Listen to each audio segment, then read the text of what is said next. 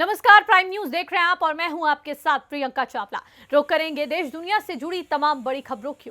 देहरादून में एक्शन में उत्तराखंड के सीएम पुष्कर सिंह धामी विधानसभा भवन स्थित कई कार्यालयों का किया निरीक्षण। सीएम पुष्कर सिंह धामी ने व्यवस्थाओं का लिया जायजा। उत्तराखंड के मुख्यमंत्री पुष्कर सिंह धामी ने देहरादून स्थित विधानसभा भवन स्थित विभिन्न कार्यालयों का निरीक्षण कर वहां की व्यवस्थाओं का जायजा लिया। जी हाँ, इस दौरान उन्होंने विधानसभा सचिवालय मंत्रियों के कक्षों एवं अन्य प्रशासनिक कार्यालयों का अवलोकन करते हुए उनकी कार्यप्रणाली की जानकारी प्राप्त की।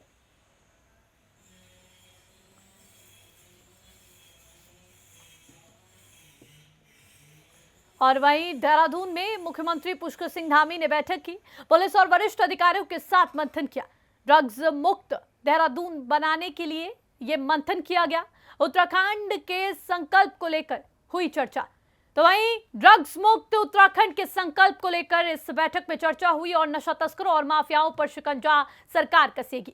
उत्तराखंड के मुख्यमंत्री पुष्कर सिंह धामी ने अपने सरकारी आवास पर पुलिस और वरिष्ठ अधिकारियों के साथ ड्रग्स मुक्त उत्तराखंड के संकल्प को साकार करने के लिए बैठक की। जी हाँ, इस दौरान सीएम धामी ने राज्य भर में नशा तस्करों और माफियाओं के खिलाफ सख्त कार्रवाई सुनिश्चित करने के साथ एंटी नारकोटिक टास्क फोर्स को और मजबूत करने, राज्य भर में रात्रि चेकिंग की संख्या बढ़ाने और सीमावर्ती क्षेत्रों में विशेष सतर्कता और सख्त जांच सुनिश्चित करने के निर्देश दिए।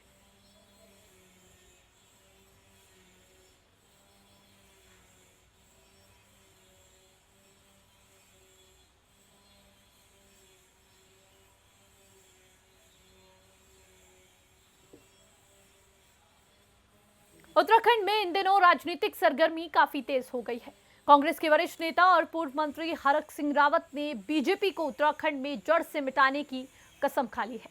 दरअसल उन्होंने यहां तक कह दिया कि जब तक वो बीजेपी को यहां पर उत्तराखंड से हटा नहीं देते, तब तक किसी कार्यकर्ता के हाथों से माला नहीं पहनेंगे। वहीं इस मुद्दे पर बीजेपी नेत्री और हरक सिंह रावत कि यहां पर पूर्व वधु अनुकृति रावत ने कहा कि वो बीजेपी के साथ हैं और प्रधानमंत्री नरेंद्र मोदी के विचारों से सहमत होकर वो बीजेपी में शामिल हुई हैं। उन्होंने कहा कि हरक सिंह रावत कांग्रेस के नेता हैं और वो अपनी पार्टी के लिए काम कर रहे हैं, अपनी पार्टी के लिए बयान दे रहे हैं।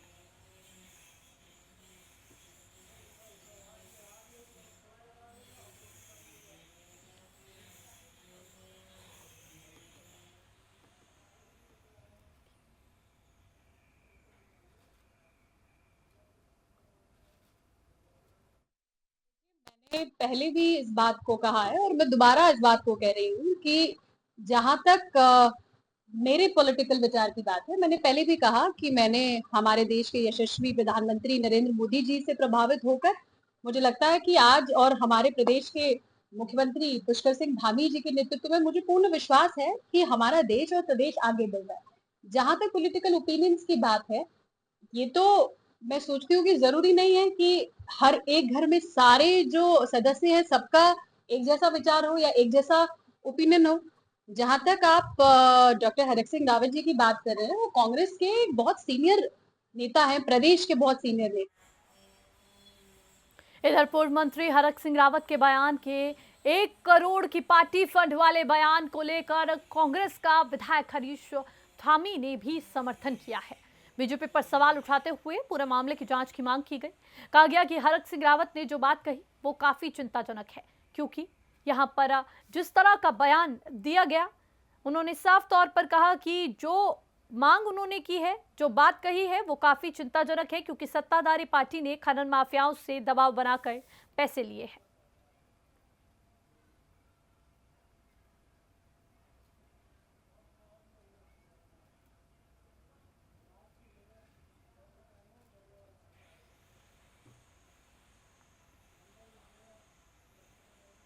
देहरादून नगर निगम परिसर में निगम के तीसरे बोर्ड अधिवेशन में हंगामा देखने को मिला।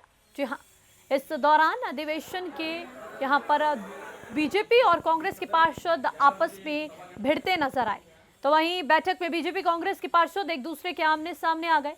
दोनों दलों के बीच तीखी नोकझोंक हुई और एक समय ऐसा आया जब माहौल काफी ज्यादा गर्मा गया। कांग्रेस पार्षदों ने निगम प्रशासन और बोर्ड पर जनता की समस्याओं की अनदेखी का आरोप लगाया। तो वहीं बीजेपी पार्षदों ने विपक्ष पर मुद्दों को लेकर राजनीतिक रंग देने की बात कही। लगातार हो रहे हंगामे के कारण बैठक का माहौल कई बार तनावपूर्ण रहा। हालांकि मेयर सौरभ थपलियाल और अधिकारियों ने माहौल को शांत कराने की कोशिश की और पार्षदों को आश्वासन दिया कि अधूरे प्रस्तावों को प्राथमिकता के आधार पर पूरा किया जाएगा।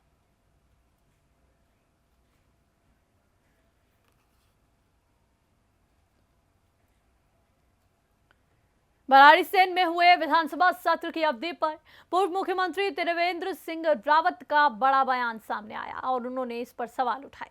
उत्तराखंड सरकार को जहां कटघरे में खड़ा किया गया तो वहीं विपक्ष को भी नसीहत दी। पूर्व मुख्यमंत्री त्रिवेंद्र सिंह रावत ने संसद का हवाला देते हुए कहा कि संसद सत्र की अवधि 21 जुलाई से 21 अगस्त तक तय थी, उसी के अनुरूप सत्र चला है, जबकि विपक्ष पूरे सत्र के दौरान वेल में ही रहा। साथ ही उन्होंने ये भी कहा कि भराड़ीसेन में सत्र तय तिथि के अनुरूप चलना चाहिए था, लेकिन विपक्ष का रवैया अड़ियल रहा। विधायक वेल में ही सो गए और जो कि गलत था, प्रॉपर्टी का यहाँ पर नुकसान किया गया। 19 अगस्त से 22 अगस्त तक तय था ये सत्र, लेकिन 1.5 दिन में ही सत्र सिमट गया। कार्रवाई केवल 2 घंटे 40 मिनट तक ही चल पाई। लोकसभा हमारी 21 जुलाई से और 21 अगस्त तक चली। विपक्ष पूरे समय वेल में रहा, पूरा 1 महीना जितने दिन भी संसद चली वेल में रहा, लेकिन सरकार ने अपना पूरा कामकाज और जो तिथि तय थी उस दिन तक चलाया। लेकिन विपक्ष का रवैया भी कुछ ज़्यादा अड़ियल कई बार हो जाता है। तो मैं समझता हूँ कि अड़ियल रवैया नहीं होना चाहिए, और विशेषकर जो बहुत खराब चीज़ है, एक बदनुमा दाग है जिसको कहना चाहिए, कि जिस तरह से वेल में सोए, वो ठीक नहीं है। विपक्ष को विरोध करना चाहिए, उसका अधिकार है, विरोध करे, कोई दिक्कत नहीं है, वो धरना प्रदर्शन करे, कोई दिक्कत नहीं है, लेकिन विधान भवन के अंदर वेल में सोना, इस पे जरूर विपक्ष। मंगलौर कोतवाली में भारतीय किसान यूनियन के पदाधिकारी धरने पर बैठ गए हैं। जी हां, पिछले 5 दिनों से ये किसान बहादुराबाद में धरना दे रहे थे। किसान यूनियन के लोगों का कहना है कि नारसन ब्लॉक के गांव नंगला चीना में रात को 2 लोगों के घरों में कई लाख रुपए की डकैती हुई। इस दौरान डकैतों ने फायरिंग की।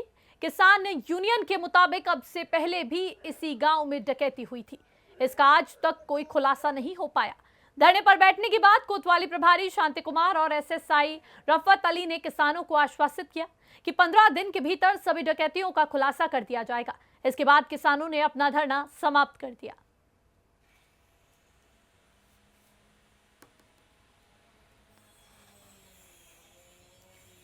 और कांग्रेस के राजभवन कच्छ को लेकर बीजेपी भी प्रतिक्रिया दे रही है। प्रदेश मीडिया प्रभारी मनवीर चौहान ने कहा कि प्रदेश की बीजेपी सरकार जिस तरह से केंद्र और राज्य को विकास की दृष्टि से आगे ले जा रही है, उत्तराखंड के मुख्यमंत्री की छवि राष्ट्रीय स्तर पर मजबूत हो रही है, उससे कांग्रेस में बौखलाहट देखने को मिल रही है। सुनिए क्या कुछ कहा मनवीर चौहान ने। कांग्रेस पार्टी और कांग्रेस पार्टी के नेता पूर्ण रूप से मुद्दा विहीन हो गए हैं, और जिस प्रकार से आदरणीय मुख्यमंत्री पुष्कर सिंह धामी जी के नेतृत्व में प्रदेश की छवि राष्ट्रीय और अंतर्राष्ट्रीय पर लगातार बढ़ रही है, और हमारे प्रदेश के मुख्यमंत्री माननीय पुष्कर सिंह धामी जी की छवि लगातार जिस तरह से उनकी बढ़ रही है, लोकप्रियता उनकी बढ़ रही है, उस कारण कांग्रेस के लोग बौखलाहट में हैं। और जो प्रदर्शन वो कर रहे हैं, उससे पहले जनता ने उनको अपना। और बीती रात हुई भारी बारिश के दौरान आकाशीय बिजली गिरने से मंगलौर के मन्ना खेड़ी गांव में दर्जनों घरों के बिजली के उपकरण खराब हो गए। दरअसल मंगलौर क्षेत्र के मन्ना खेड़ी गांव में रात आकाशीय बिजली गिरने से हजारों रुपए के विद्युत उपकरण खराब हो गए। गनीमत रही कि कोई जनहानि नहीं हुई। मन्ना खेड़ी गांव में रात अचानक मौसम ने करवट बदल ली और तेज गर्जनों के साथ हवा और बारिश का दौर जो था वो शुरू हो गया। इससे मन्ना खेड़ी गांव निवासी मौन प्रधान के मकान की 3री मंजिल पर लगे वाईफाई के पोल पर आकाशीय बिजली तेज गड़गड़ाहट के साथ गिरी। इधर आकाशीय बिजली गिरने से ग्रामीणों में भय का माहौल देखने को मिल रहा है। तो वहीं आकाशीय बिजली गिरने से ग्रामीणों में दहशत का माहौल है। मन्ना खेड़ी गांव में आकाशीय बिजली गिरी, कई घरों के बिजली के उपकरण खराब हो गए आकाशीय बिजली गिरने से। हालांकि पहले से ही आईएमडी की तरफ से कह दिया गया था कि यहां पर आकाशीय बिजली, भारी बारिश की संभावनाएं हैं। लोगों से सतर्क रहने की अपील की गई थी। मन्नाखेड़ी गांव में आकाशीय बिजली की ये तस्वीरें आप देख सकते हैं अपनी टीवी स्क्रीन पर। कई घरों के बिजली के उपकरण जिसके चलते खराब हो गए। और देहरादून में कई जगह यहां पर कई मुद्दों पर कांग्रेस का राजभवन तक कूच देखने को मिला। कार्यकर्ताओं का कानून व्यवस्था बिगड़ने का आरोप है। सैकड़ों कार्यकर्ताओं ने कूच करते हुए नारेबाजी भी की। कानून व्यवस्था पूरी तरह चरमरा गई है। कांग्रेस ने राज्य में बिगड़ती कानून व्यवस्था, महिला उत्पीड़न, आपदा वोट चोरी जैसे मुद्दों को लेकर राजभवन कूच किया। इस दौरान सैकड़ों की संख्या में कांग्रेसी राजभवन की ओर आगे बढ़े और यहां पर राजभवन की तरफ कूच किया, लेकिन सेंट्रियो मॉल के पास पुलिस ने बैरिकेडिंग कर कांग्रेसियों को वहीं रोक दिया। इस दौरान कांग्रेसियों ने जमकर नारेबाजी की तो वहीं बैरिकेडिंग को पार करने की भी भरसक कोशिश की गई। इस दौरान पुलिसकर्मियों और कांग्रेस नेताओं में तीखी नोकझोंक देखने को मिली।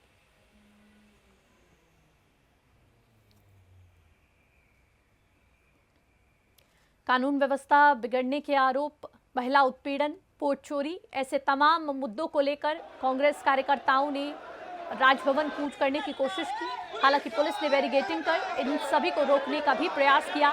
इस दौरान तीखी नोकझोंक पुलिस के बीच और इन कार्यकर्ताओं के बीच देखने को मिली। हालांकि आपको बता दें, भारी संख्या में पुलिस बल की मौजूदगी थी और तमाम मुद्दे ऐसे थे जिसको लेकर कांग्रेस कार्यकर्ताओं ने सवाल खड़े कर दिए। इसमें महिला उत्पीड़न, वोट चोरी और शिक्षा व्यवस्था को लेकर तमाम ऐसे सवाल थे जिसको लेकर यहां पर ये राजभवन कूच आज इन्होंने किया। कई मुद्दों को लेकर कांग्रेस ने भारी बवाल मचाया, राजभवन कूच करने का प्रयास किया। हालांकि आपको बता दें, राजभवन कूच करने के दौरान कांग्रेस कार्यकर्ताओं को भारी पुलिस बल ने बैरिकेडिंग कर रोक लिया ताकि कोई भी यहां पर अप्रिय स्थिति ना बने। ऐसे में भारी संख्या में कांग्रेस के कार्यकर्ता इस दौरान मौजूद थे जिनको पुलिस बैरिकेडिंग कर रोक दिया गया। तमाम ऐसे मुद्दे थे जिनको लेकर कांग्रेस ने इस आक्रोश रैली को निकालते हुए साफ तौर पर कहा कि तमाम ऐसे मुद्दे हैं जिन पर सरकार को फोकस करना चाहिए, जिन पर सरकार की जवाबदेही बनती है।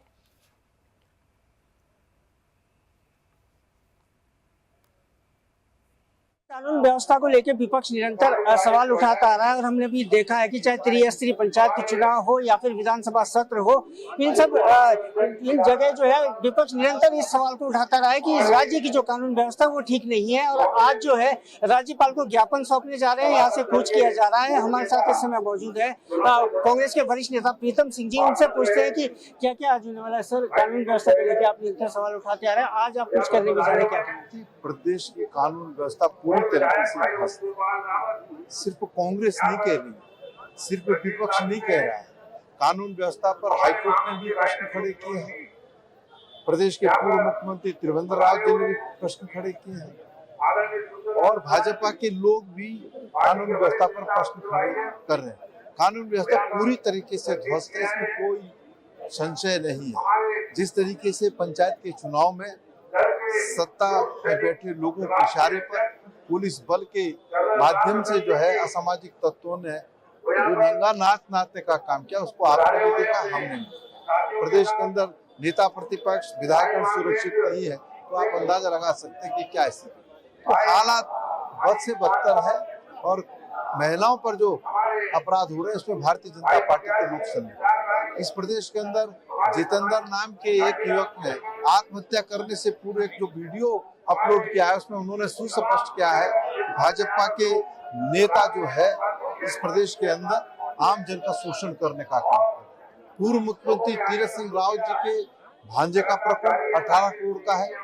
पूर्व मुख्यमंत्री जो है त्रिवेंद्र राव को इंटरव्यू करना पड़ा, तो अंदाजा लगा सकते हैं कि कानून व्यवस्था पूरी तरीके से ध्वस्त है। इसीलिए कांग्रेस ने आज राज्यपाल आवास कूच करने का काम किया है। तो ये थे कांग्रेस के वरिष्ठ नेता प्रीतम सिंह, जिन्होंने कि बताया कि किस तरीके से राज्य में कानून व्यवस्था चल रही है। कानून व्यवस्था पूरी तरह से ठप है। जगह जगह ये मुद्दे उठाए गए, चाहे वो त्रिस्तरीय पंचायत चुनाव को लेके कहें या फिर चाहे विधानसभा सत्र को लेके कहें। उसके बाद अब जो है ये आज राजभवन कूच कर रहे हैं, जहां पर कि राज्यपाल को ये संदेश देंगे कि राज्य की जो कानून व्यवस्था है वो ठीक नहीं चल रही है और निश्चित तौर पे इस पे बड़ी कार्रवाई होनी चाहिए। बहरहाल अब देखने वाली बात ये होगी कि जब कांग्रेस राज्यपाल को ये ज्ञापन सौंपेंगे, उसके बाद किस तरीके की जो है प्रतिक्रिया राजभवन से आती है और सरकार इसका कैसे संज्ञान लेती है। अपने सहयोगी प्रभात कुमार के साथ मदन सिंह, प्राइम न्यूज, देहरादून। कांग्रेस जो है आज कानून व्यवस्था को लेकर विरोध प्रदर्शन कर रही है और हम लोग अभी मौजूद है राजभवन से थोड़ा ही पहले, जहां पर कि कांग्रेस को बैरिकेडिंग लगाकर रोका गया है, कुछ यहां पर किया गया है कांग्रेस द्वारा और हजारों की संख्या में कांग्रेसी नेता यहां पर मौजूद हैं। मैं अपने सहयोगी से कहूंगा कि दिखाएं, ये तमाम लोग यहाँ पे बैठे हैं। यहाँ पर जो है नेता प्रतिपक्ष यशपाल आर्य भी बैठे हुए हैं। मैं उनसे बातचीत करने की कोशिश करूंगा। सर, जिस तरीके की परिस्थिति बनी, आप लोग आज यहाँ पर आए हैं, क्या है पूरा मुद्दा और क्या कहना चाहते हैं? देखिए, सरकार पूरी पर विफल हो चुकी है। संवैधानिक संकट है। पूरे प्रदेश में अराजकता का माहौल है, तानाशाही का माहौल है। पंचायती चुनाव में जिस तरह से नैनीताल जिला पंचायत के चुनाव में अपहरण किया गया, दिन दहाड़े खुलेआम, जहाँ पर जिला मुख्यालय है, जहाँ पर डीएम जिलाधिकारी बैठती हैं, जहाँ पर एसएसपी बैठता है और जहाँ पर माननीय उच्च न्यायालय है, कितना दुस्साहस भाजपा का खुलेआम बंदूक की नोक पर, तमंचों की नोक पर, तलवार की नोक पर 5 सदस्यों को अपहरण कर लिया जाता है सरकार के इशारे पर और पुलिस प्रशासन एसएसपी की पूरी संलिप्तता दिखाई देती है। लेकिन आज तक अपहरणकर्ताओं की गिरफ्तारी नहीं हुई है। गिरफ्तारी हुई भी है तो चंद लोगों की हुई है। एक अराजकता का माहौल बन चुका है और बेतालघाट में गोलियां चली, दोराहाट में हमारे कार्यकर्ताओं के खिलाफ फर्जी मुकदमे कायम हुए और सरकार के खिलाफ जनादेश है। भाजपा इसको पचा नहीं पा रही है। भाजपा धन के धन, बल, सत्ता बल, सरकारी मशीनरी के जरिए सत्ता पर पंचायती चुनाव में काबिज हुई है। तो आपने देखा कि ये नेता प्रतिपक्ष यहाँ पर है, जिन्होंने कि तमाम सवाल खड़े किए हैं और सीधे तौर पर जो है कांग्रेस का कहना है। आप देख रहे हैं किस तरीके का यहाँ पे माहौल है और यशपाल आर्य ने साफ तौर पर कहा है कि कांग्रेस की आवाज को दबाया जा रहा है।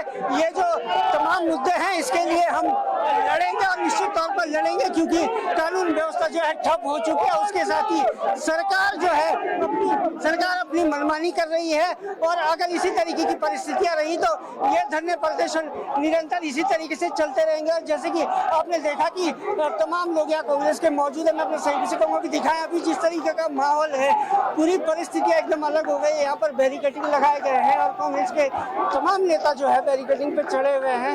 वहीं से जो है वो नारेबाजी कर रहे हैं और सरकार के विरोधी नारेबाजी चल रही है। और खासतौर पर जैसे कि मैंने कहा कि बड़ा मुद्दा एक आपदा का जो मुद्दा है उसको लेकर, उसके साथ ही जो है कानून व्यवस्था को लेकर ये तमाम यहाँ पर बातें चल रही है और कांग्रेस के तमाम नेता जो है यहाँ पर प्रदर्शन कर रहे हैं। बहरहाल अब देखने वाली बात होगी, क्योंकि ये जो मुद्दा है ये निरंतर विगत 1 माह से चल रहा है। जबकि पंचायत चुनाव थे उस समय भी कानून व्यवस्था के ऊपर सवाल खड़े किए गए हैं। उसके साथ ही जब विधानसभा सत्र चला था उस समय भी सत्र नहीं होने दिया। इस तरीके के जो है बातें कही गई है कांग्रेस द्वारा और आज ये प्रदर्शन किया गया है। यहाँ पर राजभवन जो है कूच किया जा रहा है। बहरहाल इनको रोक दिया गया है। आगे की परिस्थितियाँ किस तरह की बनती है ये अभी देखने वाली बात होगी। अपने सहयोगी प्रभात कुमार के साथ मदन सिंह, प्राइम न्यूज, देहरादून।